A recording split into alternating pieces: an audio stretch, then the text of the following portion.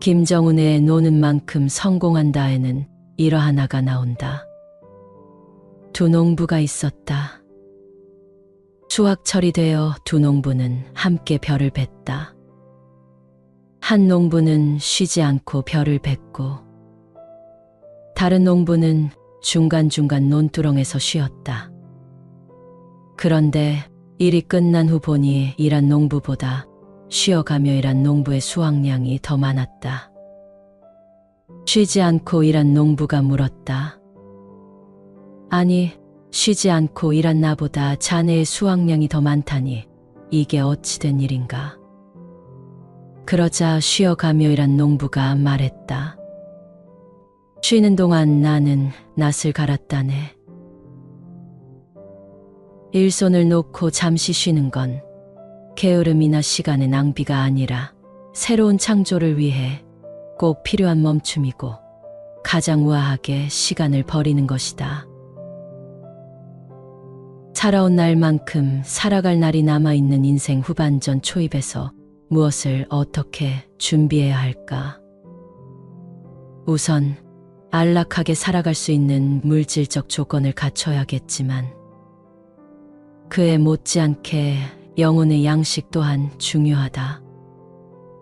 영육을 두루 강건하게 할 수 있는 준비물을 갖출 때 인생 후반전이 더 편하고 행복하지 않을까? 지금 이 영상을 듣고 있는 것처럼 잠시 멈추고 바라보면 그동안 보이지 않았던 것들이 보일 수 있다. 그리고 그것이 무엇이든 크던 작던 간에 그렇게 발견한 것들은 내 남은 삶의 소중한 양식이 되어줄 것이다. 노자는 말한다. 내가 환난을 당하는 건 내가 몸을 가지고 있기 때문이다. 나에게 몸이 없다면 내게 무슨 환난이 있겠는가? 그러므로 천하를 내 몸처럼 귀하게 여기는 사람에겐 가히 천하를 맡길 수 있고 천하를 내 몸처럼 사랑하는 사람이야말로 천하를 맡을 자격이 있다. 노자에게서 개인은 천하보다 우선한다. 내가 없으면 천하도 없고 내 몸뚱이가 없으면 만사휴회라는 게 노자의 생각이다. 내 삶의 주인은 나다.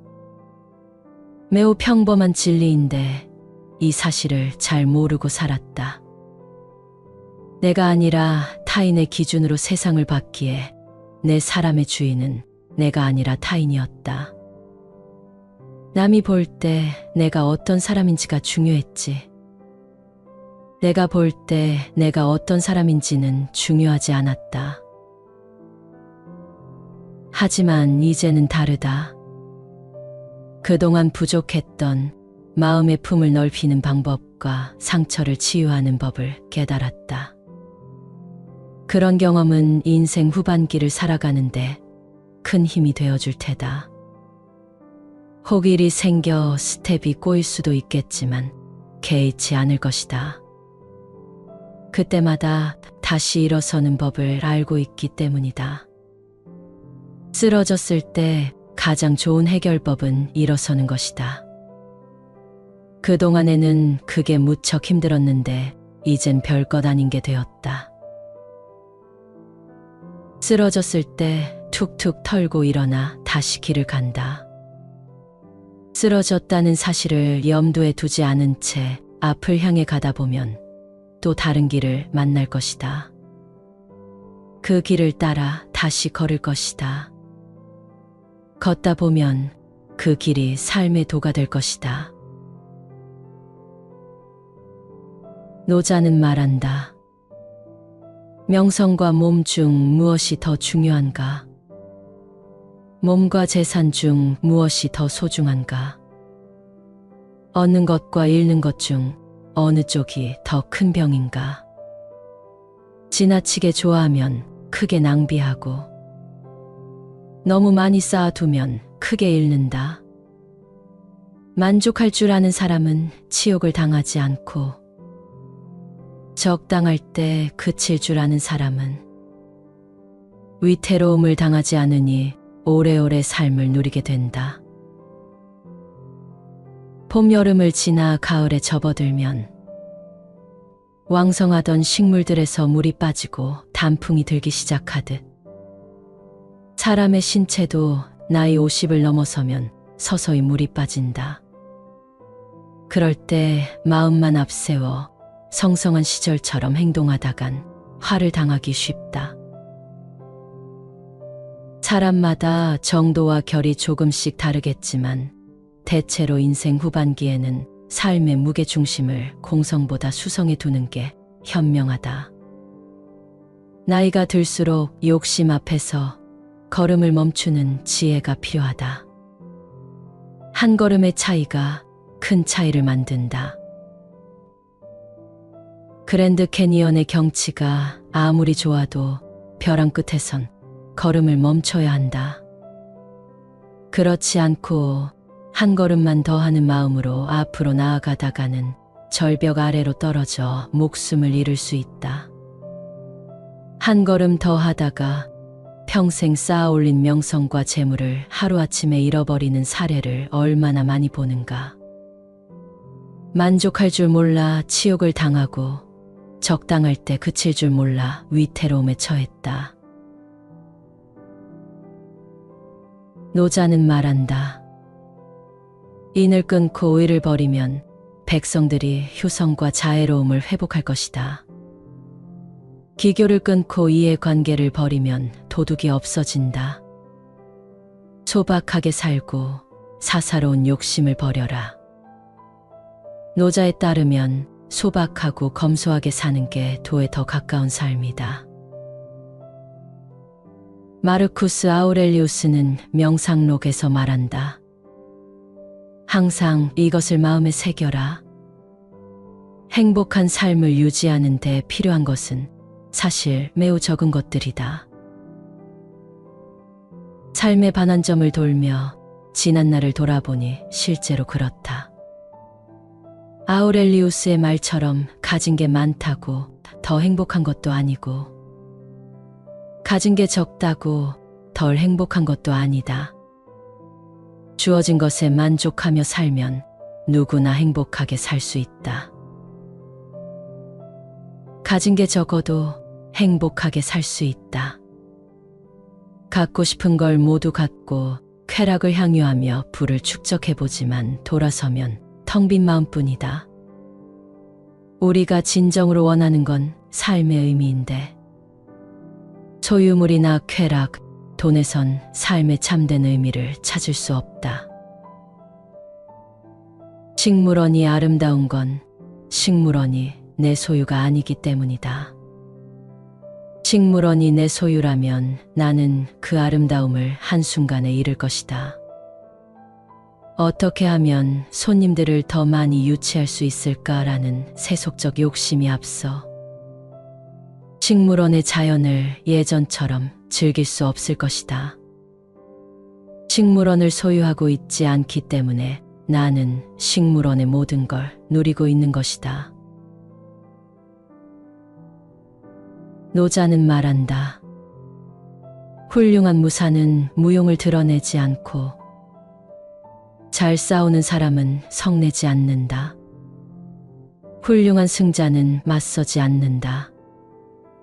훌륭한 고용이는 스스로를 낮춘다.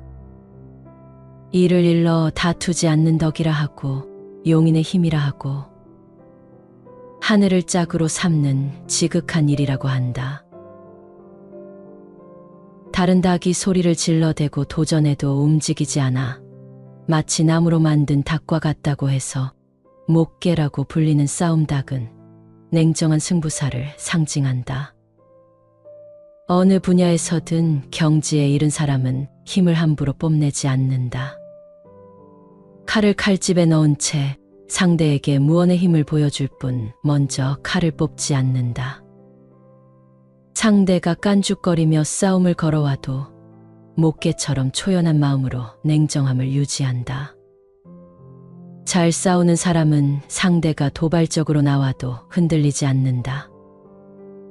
욕을 하며 화를 북돋워도 냉정함을 잃지 않는다.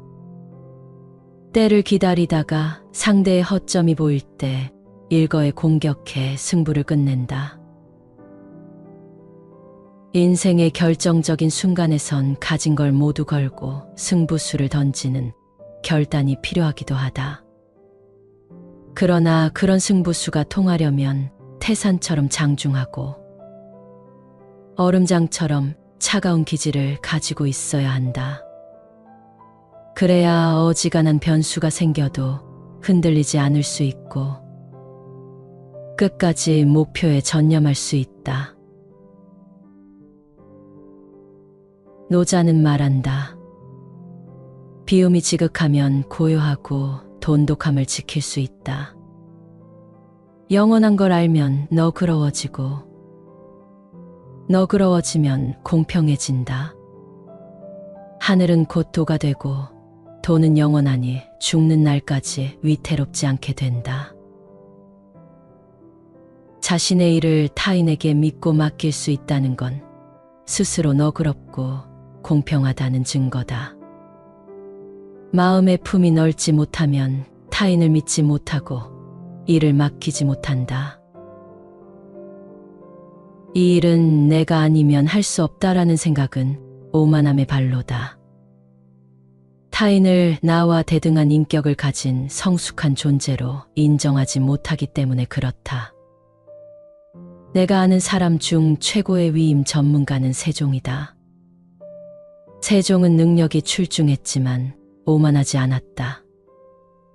그는 아랫사람들을 믿었고 국정을 신하들에게 위임했다. 인재를 뽑았으면 의심하지 말고 의심하면 뽑지 않는다라는 세종의 인재관은 오늘날 글로벌 기업의 CEO에게도 많은 영향을 미쳤다. 세종은 신하들과의 치열한 토론을 통해 국정의 가닥을 잡은 후 세부적인 실무는 그대들이 알아서 전장하라 라며 각 분야의 팀장급 신하들에게 맡겼다. 이를 추진하는 과정에서 작은 허물이 있어도 원칙을 크게 벗어나지 않으면 탓하지 않았다. 특히 밤낮으로 오랑캐를 대적해야 하는 국방 분야에선 위임과 면책의 범위를 대폭 확대시켰다. 황희는 나흔이 될 때까지 국가에 헌신했고 김종선은 60이 넘는 나이까지 변방을 꿋꿋하게 지켰다. 성격이 꼼꼼하다는 것과 책임감을 가진다는 건 일면 통하는 지점이 있다. 하지만 그게 내 삶에 투영될 때 나를 옥죄는 부정적인 요인으로 작용하는 경우도 있다. 일종의 완벽주의 성향이 있다면 이제는 마음의 품을 넓히고 비움으로써 이를 수정해야 할 때가 아닌가 싶다.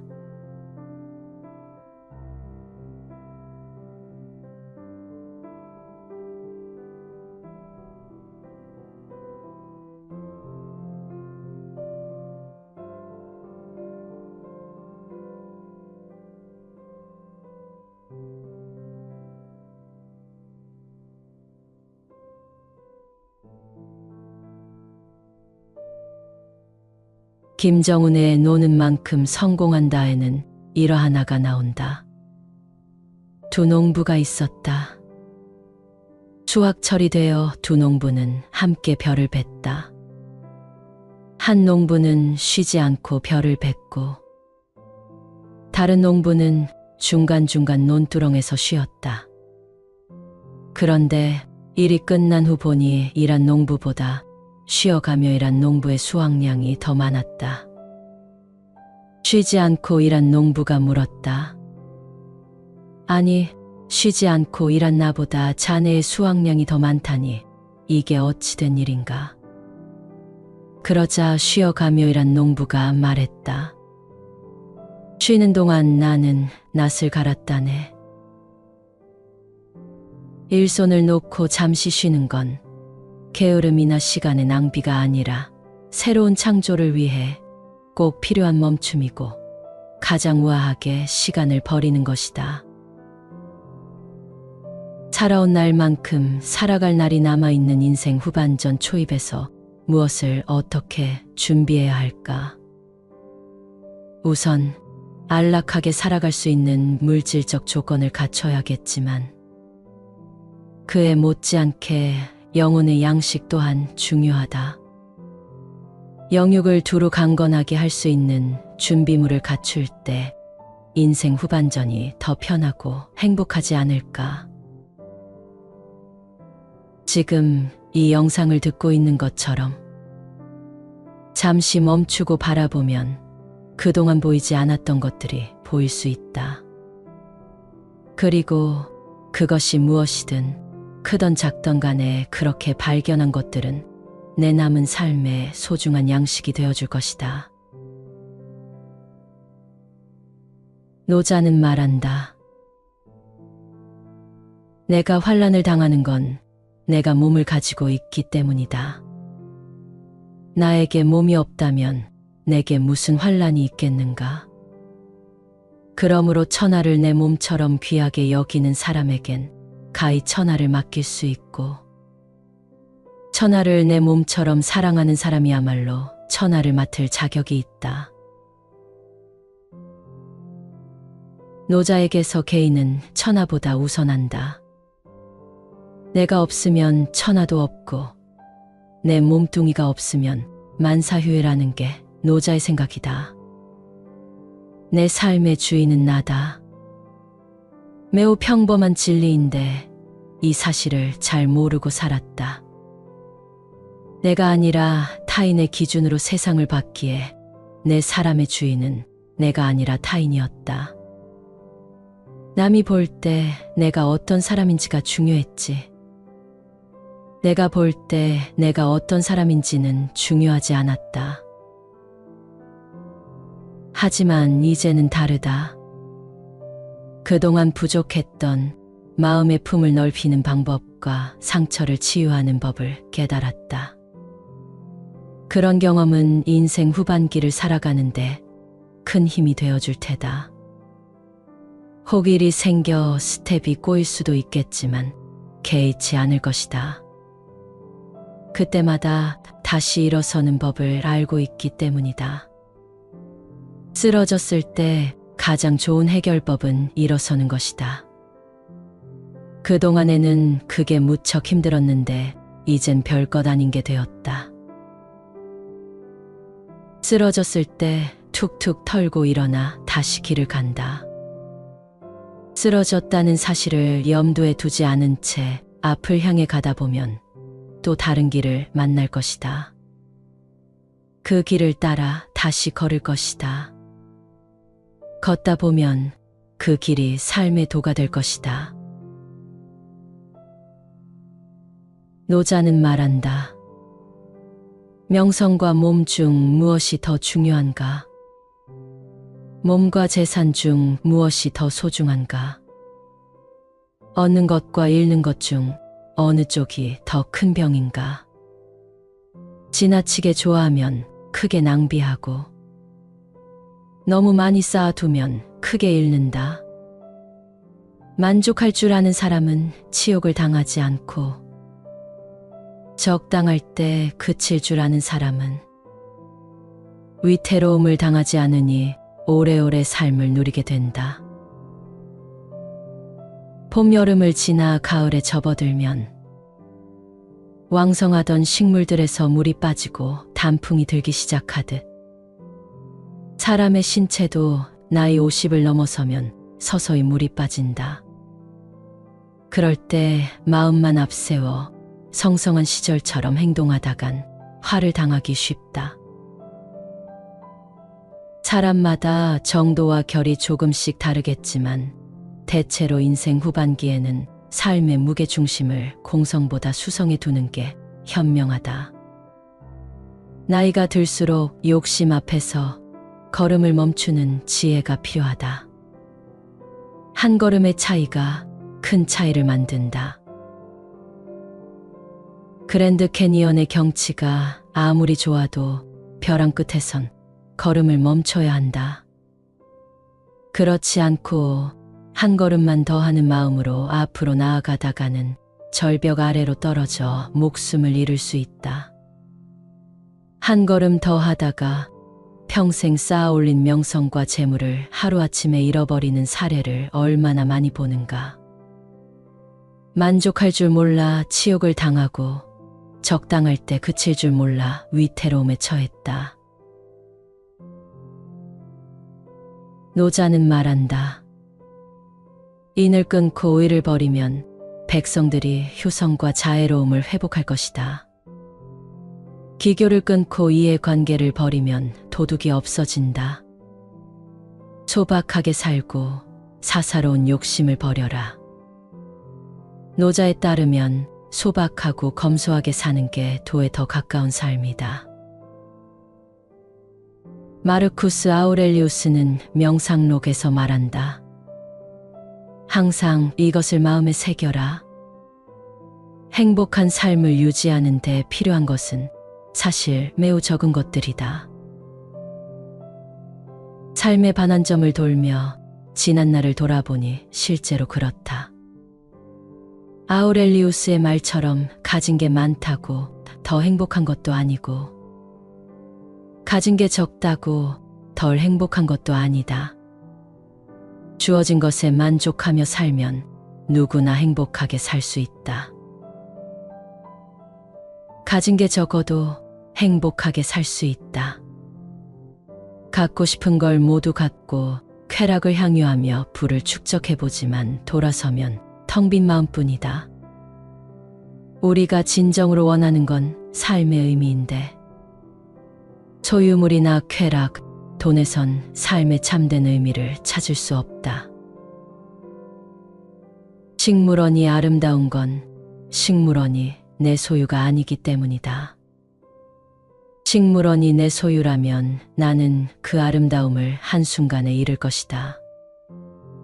어떻게 하면 손님들을 더 많이 유치할 수 있을까라는 세속적 욕심이 앞서 식물원의 자연을 예전처럼 즐길 수 없을 것이다. 식물원을 소유하고 있지 않기 때문에 나는 식물원의 모든 걸 누리고 있는 것이다. 노자는 말한다. 훌륭한 무사는 무용을 드러내지 않고 잘 싸우는 사람은 성내지 않는다. 훌륭한 승자는 맞서지 않는다. 훌륭한 고용이는 스스로를 낮춘다. 이를 일러 다투지 않는 덕이라 하고 용인의 힘이라 하고 하늘을 짝으로 삼는 지극한 일이라고 한다. 다른 닭이 소리를 질러대고 도전해도 움직이지 않아 마치 나무로 만든 닭과 같다고 해서 목계라고 불리는 싸움닭은 냉정한 승부사를 상징한다. 어느 분야에서든 경지에 이른 사람은 힘을 함부로 뽐내지 않는다. 칼을 칼집에 넣은 채 상대에게 무언의 힘을 보여줄 뿐 먼저 칼을 뽑지 않는다. 상대가 깐죽거리며 싸움을 걸어와도 목계처럼 초연한 마음으로 냉정함을 유지한다. 잘 싸우는 사람은 상대가 도발적으로 나와도 흔들리지 않는다. 욕을 하며 화를 북돋워도 냉정함을 잃지 않는다. 때를 기다리다가 상대의 허점이 보일 때 일거에 공격해 승부를 끝낸다. 인생의 결정적인 순간에선 가진 걸 모두 걸고 승부수를 던지는 결단이 필요하기도 하다. 그러나 그런 승부수가 통하려면 태산처럼 장중하고 얼음장처럼 차가운 기질을 가지고 있어야 한다. 그래야 어지간한 변수가 생겨도 흔들리지 않을 수 있고 끝까지 목표에 전념할 수 있다. 노자는 말한다. 비움이 지극하면 고요하고 돈독함을 지킬 수 있다. 영원한 걸 알면 너그러워지고 너그러워지면 공평해진다. 하늘은 곧 도가 되고 돈은 영원하니 죽는 날까지 위태롭지 않게 된다. 자신의 일을 타인에게 믿고 맡길 수 있다는 건 스스로 너그럽고 공평하다는 증거다. 마음의 품이 넓지 못하면 타인을 믿지 못하고 일을 맡기지 못한다. 이 일은 내가 아니면 할 수 없다라는 생각은 오만함의 발로다. 타인을 나와 대등한 인격을 가진 성숙한 존재로 인정하지 못하기 때문에 그렇다. 내가 아는 사람 중 최고의 위임 전문가는 세종이다. 세종은 능력이 출중했지만 오만하지 않았다. 그는 아랫사람들을 믿었고 국정을 신하들에게 위임했다. 인재를 뽑았으면 의심하지 말고 의심하면 뽑지 않는다라는 세종의 인재관은 오늘날 글로벌 기업의 CEO에게도 많은 영향을 미쳤다. 세종은 신하들과의 치열한 토론을 통해 국정의 가닥을 잡은 후 세부적인 실무는 그대들이 알아서 전장하라 라며 각 분야의 팀장급 신하들에게 맡겼다. 이를 추진하는 과정에서 작은 허물이 있어도 원칙을 크게 벗어나지 않으면 탓하지 않았다. 특히 밤낮으로 오랑캐를 대적해야 하는 국방 분야에선 위임과 면책의 범위를 대폭 확대시켰다. 황희는 나흔이 될 때까지 국가에 헌신했고 김종선은 60이 넘는 나이까지 변방을 꿋꿋하게 지켰다. 성격이 꼼꼼하다는 것과 책임감을 가진다는 건 일면 통하는 지점이 있다. 하지만 그게 내 삶에 투영될 때 나를 옥죄는 부정적인 요인으로 작용하는 경우도 있다.